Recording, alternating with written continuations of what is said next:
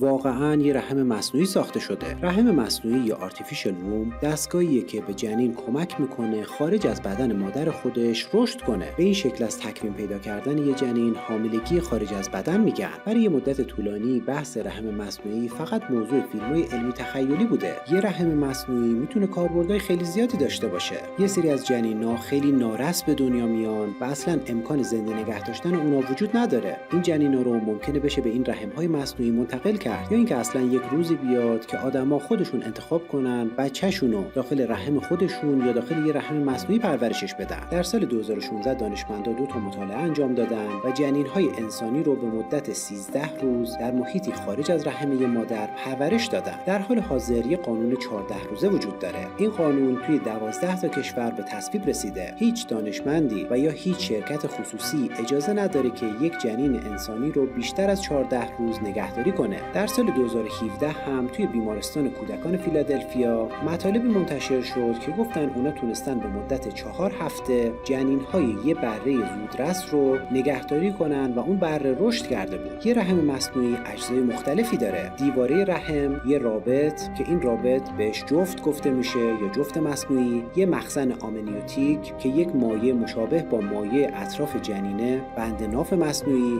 و اجزای الکترونیکی و چیزایی که بتونه این سیستم رو کنترل کنه. در سال 1954 یه اختراع ثبت شده که خیلی جالبه. این اختراع شامل 2 تا تصویره. این تصاویر یه رحم مصنوعی رو توصیف میکنن. این رحم مصنوعی شامل بند ناف، خون بهش پمپاژ میشه، کلیه‌های مصنوعی داخلش هست و یه گرمکن آب داره و مایع آمنیوتیک داره، مایعی که اطراف جنینه. آقای گرینبرگ مخترع این دستگاه در سال 1955 حق ثبت اختراع این دستگاه رو میگیره. در سال 1996 هم در یکی از دانشگاه‌های توکیو جنین‌های خارج از رحمی برای مدتی نگهداری شدن و تونستن این جنین‌ها رو رشد و توسعه بدن. سیستمی که ژاپنی‌ها روش کار کردن شامل 14 تا جنین بز بود. اونا مایع آمنیوتیک مصنوعی ساخته بودن و موفق شدن که بزها رو به مدت 3 هفته داخل این مایع نگهداری کنن. اونا دچار مشکلات کوچیکی شدن و اصلاً بهشون اجازه ندادن که آزمایش‌های انسانی انجام بدن. در پزشکی یه بخش خیلی مهمی به نام اخلاق پزشکی وجود داره. اخلاق پزشکی و زیستی در تمام کشورها وجود داره. معمولاً به شکل کمیته‌هاییه که دانشمندای هر کشور توی اون شرکت میکنن. اخلاق پزشکی تا به حال هیچ مجوزی برای نگهداری جنین خارج از رحم مادر صادر نکرده. فقط یه بازه کوتاه برای کارهای تحقیقاتی وجود داره که همونطوری که بهتون گفتم حدود 14 روزه. اگر قرار باشه رحم‌های مصنوعی مورد استفاده قرار بگیرن، قطعاً بحث قانونی و حقوقی اونها خیلی با اهمیته. از اون طرف بحث اخلاق پزشکی و اینکه این پروسه به چه شکلی بایستی انجام بشه اهمیت خیلی بالایی داره. در حال حاضر لقاح خارج از بدن داره انجام میشه. سلول‌های تخمک و اسپرم رو داخل آزمایشگاه‌ها تبدیل به یه جنین میکنن و اون رو به بدن زوج‌های نابارور برمیگردونن. این جنین‌ها توی بدن مادر خودشون رشد میکنن و تبدیل به بچه‌های سالمی میشن. تا این قسمت و نگهداری جنین برای روزهای اولیه دانشمندان مشکل خاصی ندارن، ولی برای نگهداری جنین تا 9 ماهگی بایستی تکنولوژی‌های جدیدی توسعه پیدا کنن. بایستی آزمون و خطاهایی انجام بشه و قطعاً این آزمون و خطاها نمیتونه روی جنین انسان انجام بشه.